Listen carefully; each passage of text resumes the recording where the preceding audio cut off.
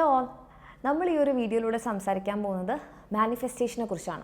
അപ്പോൾ എന്താണ് ഈ മാനിഫെസ്റ്റേഷൻ? നിങ്ങളെല്ലാവരും ചിലപ്പോൾ കേട്ടിട്ടുണ്ടാകും, നമ്മളൊരു കാര്യത്തിനെക്കുറിച്ച് ഭയങ്കരമായിട്ട് ആഗ്രഹിക്കുകയാണ്, നമ്മളൊരു കാര്യത്തിനെക്കുറിച്ച് ഭയങ്കരമായിട്ട് ചിന്തിക്കുകയാണ്, അങ്ങനെയാണെങ്കിൽ നമ്മുടെ ലൈഫിൽ ആ കാര്യം നടക്കും. അല്ലെങ്കിൽ നമ്മളൊരു കാര്യം ഭയങ്കരമായിട്ട് ആഗ്രഹിക്കുന്ന സമയത്ത് ഈ ലോകം മുഴുവൻ നമ്മുടെ കൂടെ ആ കാര്യം നേടാൻ വേണ്ടിയിട്ട് നിൽക്കും എന്നൊക്കെ നിങ്ങൾ കേട്ടിട്ടുണ്ടാകും. പല വീഡിയോസ് നിങ്ങൾ കണ്ടിട്ടുണ്ടാകും. ഇതിനോടനുബന്ധിച്ച് നിങ്ങൾ ലോ ഓഫ് അട്രാക്ഷൻ എന്ന് പറഞ്ഞ സംഭവങ്ങളൊക്കെ കേട്ടിട്ടുണ്ടാകും. ശരിക്കും ഈ മാനിഫെസ്റ്റേഷൻ ഉള്ളതാണോ? നമ്മളൊരു കാര്യത്തിനെക്കുറിച്ച് ഇങ്ങനെ ചിന്തിച്ച് കഴിഞ്ഞാൽ, നമ്മൾ അതിനെക്കുറിച്ച് ഇങ്ങനെ സ്വപ്നം കണ്ടു കഴിഞ്ഞാൽ നമ്മുടെ ലൈഫിൽ ആ കാര്യം നടക്കും? ആക്ച്വലി ഇത് സയൻറ്റിഫിക്കലി പ്രൂവൺ ആണോ? ആൻഡ് ഇങ്ങനെ ചെയ്തു കഴിഞ്ഞാൽ നമ്മുടെ ലൈഫിൽ ഇത് നടക്കുന്നതാണോ? ഈ കാര്യങ്ങളെല്ലാം നമ്മൾ ഈ ഒരു വീഡിയോയിലൂടെ ഡിസ്കസ് ചെയ്യുന്നുണ്ടാകും. അപ്പോൾ നിങ്ങൾ ആദ്യമായിട്ടാണ് നമ്മുടെ ചാനൽ കാണുന്നതെന്നുണ്ടെങ്കിൽ, ഇതിലെ കണ്ടൻറ്റുകൾ നിങ്ങൾക്ക് ഇഷ്ടമാവുകയാണെങ്കിൽ ലൈക്ക് ചെയ്യുക, ഷെയർ ചെയ്യുക, സബ്സ്ക്രൈബ് ചെയ്യുക. ഓക്കെ, അപ്പം എന്താണ് മാനിഫെസ്റ്റേഷൻ ആൻഡ് ഇത് സയൻറ്റിഫിക്കലി പ്രൂവൺ ആണോ? ഇങ്ങനെ ചോദിക്കുകയാണെങ്കിൽ നമുക്ക് രണ്ട് ആൻസേഴ്സ് പറയേണ്ടി വരും, യെസ് എന്നും നോ എന്നും. എന്തുകൊണ്ടാണ് യെസ്, എന്തുകൊണ്ടാണ് നോ, അത് നമ്മൾ ഡിസ്കസ് ചെയ്യുന്നുണ്ടാകും. അതുപോലെ പ്രാർത്ഥനയ്ക്ക് നമ്മുടെ ഈ മാനിഫെസ്റ്റേഷനുമായിട്ട് എന്തെങ്കിലും കണക്ഷൻ ഉണ്ടോ, കംപ്ലീറ്റ് കാര്യങ്ങൾ നമ്മൾ ഡിസ്കസ് ചെയ്യും. അപ്പോൾ ഒന്നാമത്തത്, എന്തുകൊണ്ടാണ് മാനിഫെസ്റ്റേഷൻ ചെയ്താൽ, അല്ലെങ്കിൽ മാനിഫെസ്റ്റ് ചെയ്ത് കഴിഞ്ഞാൽ നമ്മുടെ ലൈഫിൽ കാര്യങ്ങൾ നടക്കുമെന്ന് പറയുന്നത്? ഓക്കെ, ചില എന്താ പറയുക, സ്പോർട്സ് സൈക്കോളജിയിലുള്ള സ്റ്റഡീസ്, അതുപോലെ തന്നെ ന്യൂറോ സയൻസിലുള്ള സ്റ്റഡീസ് പ്രൂവ് ചെയ്തിട്ടുണ്ട്. അതായത് നമ്മളൊരു കാര്യത്തിനെക്കുറിച്ച് എപ്പോഴും ചിന്തിച്ചുകൊണ്ടിരിക്കുന്ന സമയത്ത് നമ്മൾ ആ കാര്യത്തിൽ ഭയങ്കര ഫോക്കസ്ഡ് ആകും. ഓക്കെ, ആൻഡ് നമ്മൾ ആ കാര്യങ്ങൾ വിഷ്വലൈസ് ചെയ്യാൻ വേണ്ടിയിട്ട് തുടങ്ങും. അപ്പോൾ നമ്മളങ്ങനെ വിഷ്വലൈസ് ചെയ്യുന്ന സമയത്ത് എന്താ സംഭവിക്കുന്നതെന്ന് വെച്ചാൽ, നമ്മുടെ ബ്രെയിനിൽ ആ ഒരു ന്യൂറൽ സർക്യൂട്ട് അല്ലെങ്കിൽ ആ ഒരു ന്യൂറൽ പാത്ത് വേ എപ്പോഴും ഇങ്ങനെ ആക്റ്റീവ് ആയിക്കൊണ്ടിരിക്കുകയാണ്. സിംപ്ലി പറഞ്ഞു കഴിഞ്ഞാൽ, നമ്മൾ എല്ലാ ദിവസവും ഒരേ വഴിയിലൂടെ പോയി കഴിഞ്ഞാൽ ആ വഴി ക്ലിയർ ആവും അല്ലേ? ഇങ്ങനെ കാട് പിടിച്ച് കിടക്കുന്ന ആരും പോകാത്ത വഴി പോലെ ആയിരിക്കില്ല എല്ലാ ദിവസവും പോകുന്ന വഴി, ആ റൂട്ട് ഭയങ്കര ക്ലിയർ ആവില്ലേ? അതേപോലെ നമ്മളെപ്പോഴും, ഇപ്പം നിങ്ങളൊരു പെർഫോമൻസിനെ കുറിച്ച്, നിങ്ങളൊരു ഡാൻസ് പെർഫോമൻസ് ഉണ്ട്, അല്ലെങ്കിൽ നിങ്ങളൊരു എക്സാമിനെ കുറിച്ച് നിങ്ങൾ എപ്പോഴും ചിന്തിച്ചുകൊണ്ടിരിക്കുകയാണ്, നിങ്ങളതിൽ ഭയങ്കര ഫോക്കസ്ഡ് ആണ്. അപ്പോഴെന്താണ്, നമ്മുടെ ബ്രെയിനിലൂടെ ആ ഒരു ന്യൂറൽ സർക്യൂട്ട് അല്ലെങ്കിൽ ന്യൂറൽ പാത്ത് വേ ഇങ്ങനെ ഫയർ ചെയ്തുകൊണ്ടിരിക്കുകയാണ്. അപ്പോൾ ആ സർക്യൂട്ട് കുറച്ചുകൂടി സ്ട്രോങ്ങർ ആകും. ആൻഡ് നിങ്ങൾ ആ ഒരു കാര്യം ചെയ്യുമ്പം കുറച്ചുകൂടി ഈസി ആയിട്ട് നമുക്ക് ചെയ്യാൻ പറ്റും. അതായത് എപ്പോഴും പോകുന്ന വഴിയിലൂടെ നമുക്ക് ഈസി ആയിട്ട് പോകാൻ പറ്റുന്നത് പോലെ തന്നെ. അതാണ് ഒന്നാമത്തെ കാര്യം നമ്മൾ മാനിഫെസ്റ്റ് ചെയ്യുമ്പോൾ സംഭവിക്കുന്നത്. രണ്ടാമത്തെ കാര്യം എന്ന് പറഞ്ഞിട്ടുണ്ടെങ്കിൽ, നമ്മളെപ്പോഴും ഒരു കാര്യത്തിനെക്കുറിച്ച് ഇങ്ങനെ ചിന്തിക്കുന്ന സമയത്ത് നമ്മൾ ഭയങ്കര പോസിറ്റീവായിട്ടായിരിക്കും ഉണ്ടാവുക.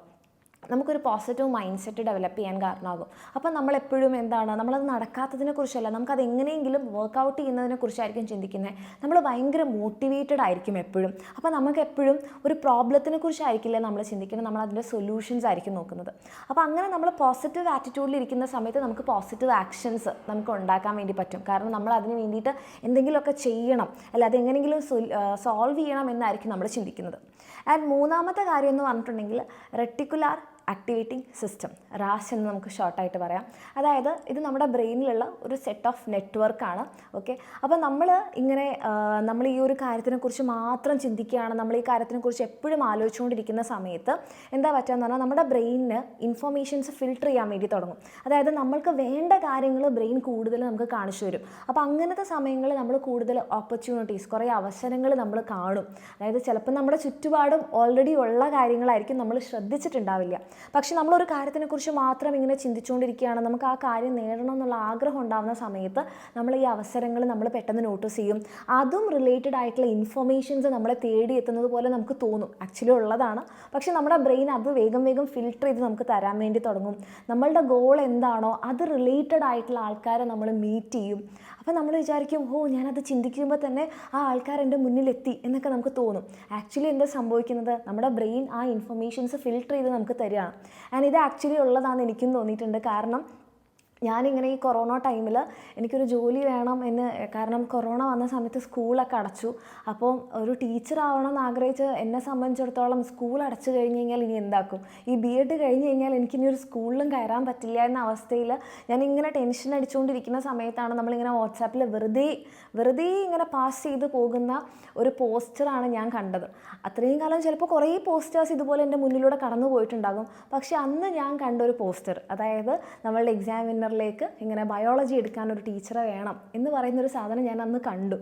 അതുവരെ ചിലപ്പം അതിന് മുമ്പ് ഇത്തരം ഒത്തിരി പോസ്റ്റുകൾ കടന്നു പോയിട്ടുണ്ടാകും. പക്ഷെ അന്ന് ഞാനത് കണ്ടത് ഇതിൻ്റെ ഭാഗമായിട്ടായിരിക്കും എന്നാണ് ഞാൻ കരുതുന്നത്. എൻ്റെ ബ്രെയിൻ ചിലപ്പോൾ ആ ഒരു ഇൻഫർമേഷൻ എനിക്ക് ഫിൽട്ടർ ചെയ്ത് തന്നായിരിക്കും. ഒന്നും വേണ്ട, നിങ്ങൾ ചിന്തിച്ചാൽ മതി. നമ്മൾ എന്തെങ്കിലും ഇപ്പം നിങ്ങളൊരു കാറ് വാങ്ങാൻ ആഗ്രഹിക്കുന്നു എന്ന് കരുതാം. പിന്നെ നമ്മൾ റോട്ടിലിറങ്ങിയാൽ കാണുന്നത് മുഴുവൻ ആ ഒരു കാറായിരിക്കും. അതും എനിക്ക് എക്സ്പീരിയൻസ് ഉള്ളതാണ്. കാരണം ഞാനൊരു വണ്ടി വാങ്ങിക്കാൻ ആഗ്രഹിച്ച സമയത്ത് ഞാൻ എസ്പ്രസ്സോ എന്ന് പറയുന്നൊരു വണ്ടിയായിരുന്നു വാങ്ങിക്കാൻ വേണ്ടി ആഗ്രഹിച്ചത്. പിന്നെ ഞാൻ റോട്ടിലിറങ്ങുമ്പോൾ മുഴുവൻ എല്ലായിടത്തും എസ്പ്രസ്സോ.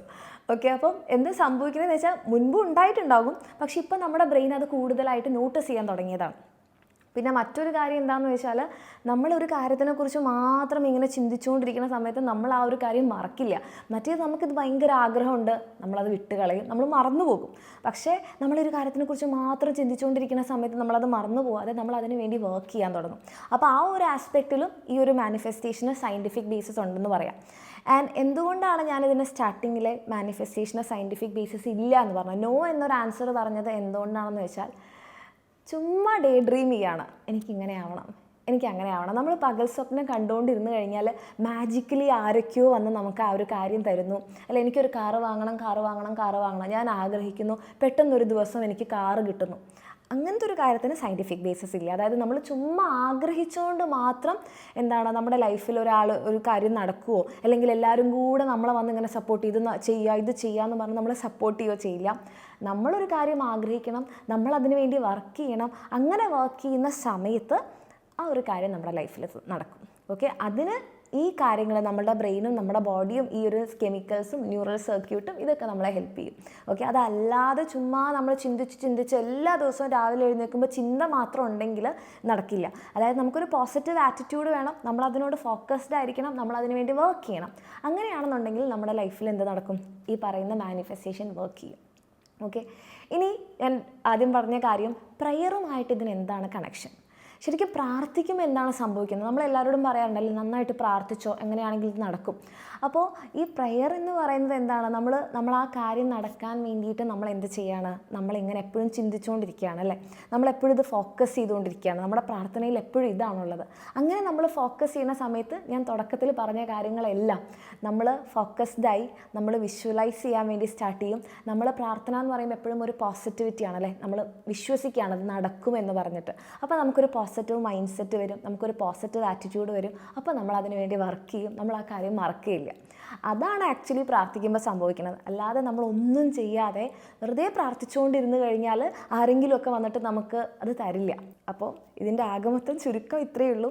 നിങ്ങൾക്കൊരു കാര്യം ഭയങ്കരമായിട്ട് വേണമെന്ന് തോന്നുകയാണ്, നിങ്ങൾക്കൊരു കാര്യം നിങ്ങൾ ഒത്തിരി ആഗ്രഹിക്കുന്നുണ്ട്, അങ്ങനെയാണെന്നുണ്ടെങ്കിൽ നിങ്ങൾ ഈ പറഞ്ഞതുപോലെ ഫോക്കസ് ചെയ്യുക, അതിനെ വിഷ്വലൈസ് ചെയ്യുക, അത് നടക്കുന്നതായിട്ട് നിങ്ങൾ ചിന്തിക്കുക.